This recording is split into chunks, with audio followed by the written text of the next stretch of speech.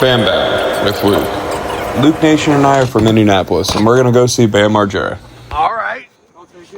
We're gonna take it. New tires on the new-to-me vehicle. Oh, yeah. And then we're headed east on our way to Westchester, Pennsylvania. The 9.5-hour drive was absolutely beautiful. Lots of rolling hills and mountains and stuff we're not used to in Indiana. We were stoked for the opportunity, and the drive honestly didn't feel like that long. Probably because we were excited. Bam Bam. I got brand new tires this morning, got pushed off the road into the shoulder and ran over some bullshit. Even changing a tire on the turnpike wouldn't stop us. Instructions coming. Now I'm gonna warn you, this is the least structured video I've ever made, but I hope you enjoy it. This is the FDR. This is where Bam Margera's name.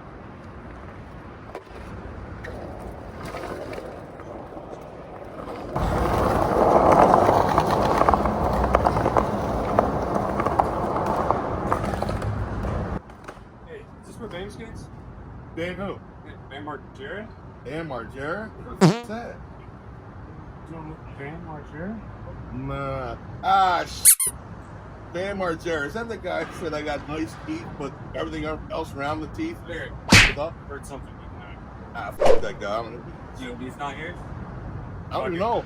Keep looking. Oh. Alright.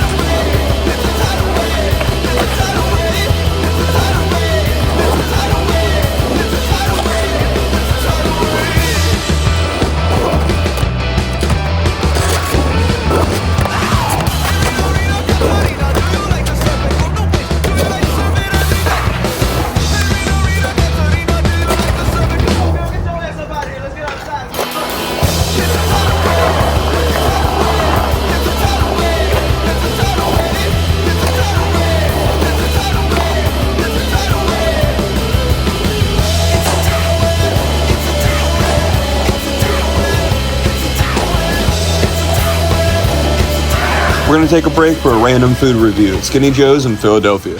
Skinny Joe's has a gnarly history, and he makes the best Philly cheesesteaks I've ever had in my life. If you're in Philadelphia, stop by, get yourself a chicken Philly cheesesteak, and thank me later. Couldn't go to Skinny Joe's without talking about it, but now I'm sure you guys are ready to see the castle.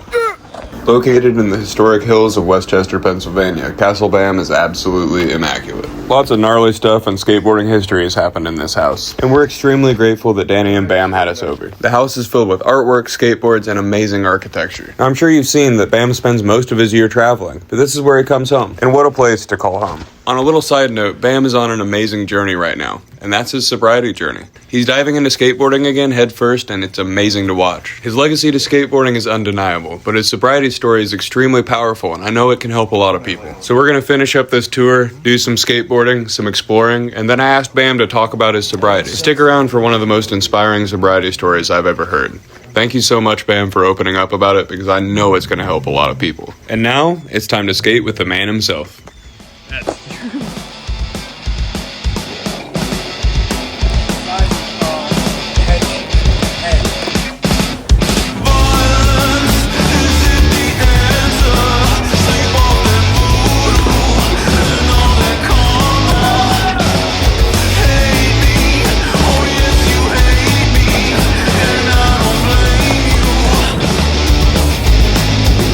Cause it's never gonna be like you wanted to.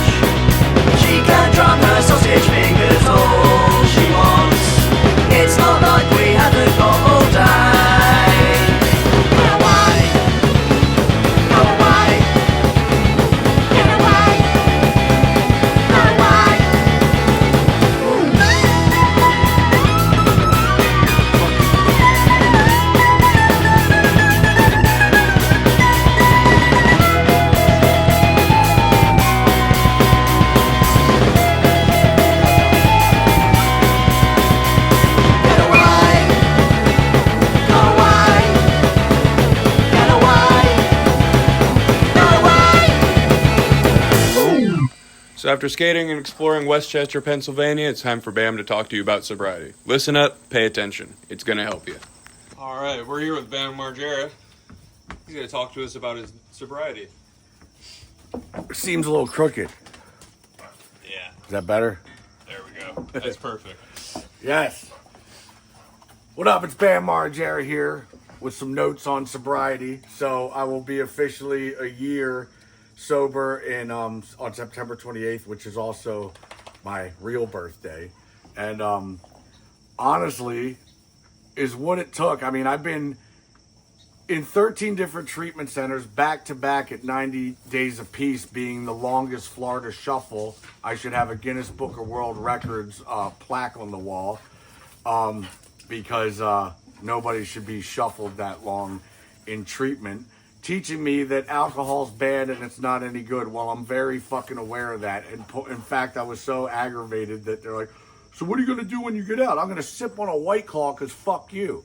You know, when you get saboed into having an intervention against your will and getting forced to go to treatment when you're not ready to, it's never going to work. And you just want to prove everybody, either right or wrong. But I already knew coming out when I was forced to go that that's not what I wanted to do at the time. And it took a real long time to figure out that I had an alcohol problem.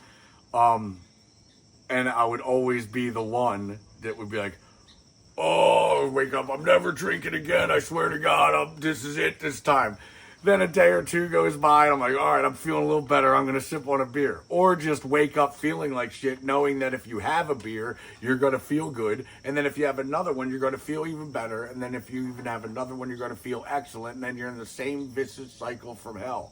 And when the doctor declared my legs as dry rotted rubber bands from alcohol abuse in 2013, he told me to reach down and touch my toes to see if I could, and my hamstring popped. I was out for a year, which made me drink even more. I felt really hopeless, never to be able to skate again. And it actually took me going to jail for 8 days. I broke my parole bond or whatever, and they told me to come into the courthouse so we could talk about it. They put me right in jail. And when I went in jail, which is actually right fucking there, so I could basically peek out the little window and see my wife walking the dogs. It was very, very frustrating. But when I went into general population, I wasn't getting heckled in a bad way. It was just like, yo, it's Bam Margera from Jackass. Yo, what was it like fucking Jessica Simpson? Yo, let me get Johnny Dogg's number. What was it like being at a P. Diddy party? They're like, you don't belong here. You're going in solitary confinement. So there I am, 8 days, stuck in a cell with just me, myself, and I, with nothing to do except think. And what was I thinking? I'm thinking I'm never doing this shit again. This is it, and I'm done. And I really meant it. And I feel like if anybody has any kind of problem, whether it's alcohol or drugs or any kind of problem, put them in the fucking hole for 8 days, and I guarantee they're never going to pick it up again. But now that I'm skating again, and my wife is a stretch coach, my passion for skateboarding is back. And you have to have a passion or some kind of hobby to take your mind off of alcohol, because boredom is my trigger. And when I get bored, I look across the street, I see an Irish pub, and I say, that looks like fun. And then I'll do that all fucking day. And me never having a 9-to-5 job or a boss tell me what to do, I work on my own schedule. So whether I'm painting or editing or skating or drinking or partying, whatever it is, I'll do it till the sun comes up, never to have a fucking proper bedtime. My wife has taught me structure. I go to bed at a reasonable hour. It's usually 10. I wake up refreshed. And I have a structured schedule of funness that keeps me busy. So I wake up, walk the dogs, have some breakfast, stretch, look for a skate spot, can't leave the skate spot until I land a trick. And then I come home, watch a movie, whatever it is, it's a structured schedule that I always needed. And that's what they didn't teach you in treatment. So, you know, you have to have something to replace all that time that you spent drinking or doing drugs with something else important. Most people pick the gym and then they turn to nutrition and get all buff and shit. Well, mine's skateboarding. So skateboarding saved my life, and skate or die, skate. Oh, yeah, man. Thank you, man. Yeah. That was perfect. Thank you. That was an extremely powerful message and a very inspiring story. Thank you, Bam, so much for opening up like that. Hopefully, Bam opening up like that gives some of you the confidence to open up about your stories, because sharing your stories not only just helps you, it helps other people that were in positions that you got out of. It's not only inspiring to see Bam recovering, but it's amazing to just see him enjoying life. So Bam and Danny, I can't thank you guys enough for opening up your home to me and Luke. It was amazing. So thank you guys for watching. Sorry again, it was so unstructured. Really just wanted to be in the moment and enjoy ourselves and really just not be too intrusive. So thanks again, Bam and Danny, for the hospitality. Thanks, Ray, for everything. Thanks, Head, for the time over in Philadelphia. And thank you for watching. Oh yeah, and don't forget, like, share, subscribe, get a life, get a butter bar, all that fun stuff. Watch my lives, I make boards, blah, blah, blah. Bye, thanks.